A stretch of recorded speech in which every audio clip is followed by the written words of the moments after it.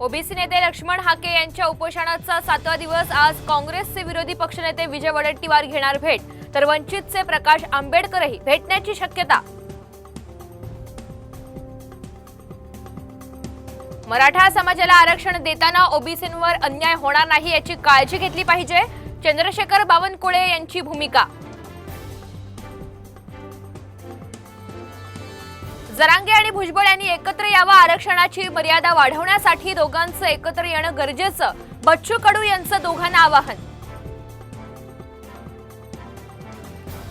विधान परिषद निवडणुकीत माहितीला क्रॉस वोटिंगची भीती, शिंदेंची शिवसेना आणि अजित पवार यांच्या राष्ट्रवादीत अस्वस्थता, सूत्रांची माहिती।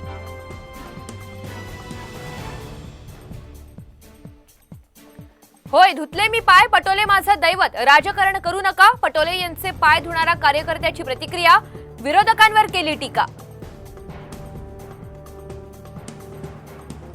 पोलीस भरती संदर्भात पुण्यात उमेदवारांच्या आंदोलनाचा दुसरा दिवस, सलग दुसऱ्या दिवशी उमेदवारांचं जिल्हाधिकारी कार्यालयासमोर आंदोलन।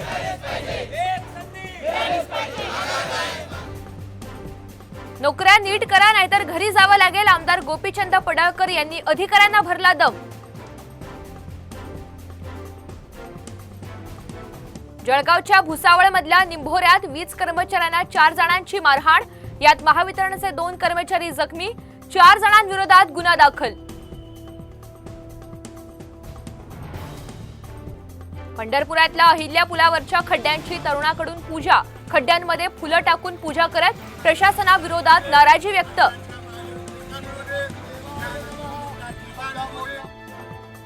मोरबे धरणात 38 दिवस पुरेल इतकाच पाणीसाठा, नवी मुंबईकरांना पाणी जपून वापरण्याचं महापालिकेचं आवाहन।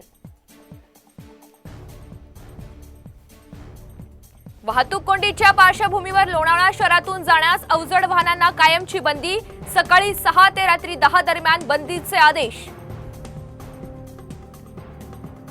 नांदेड बाजारात जांभळांचा दर प्रति किलो 200 रुपयांवर, पाऊस लांबल्यानं जांभळांच्या मागणीत वाढ।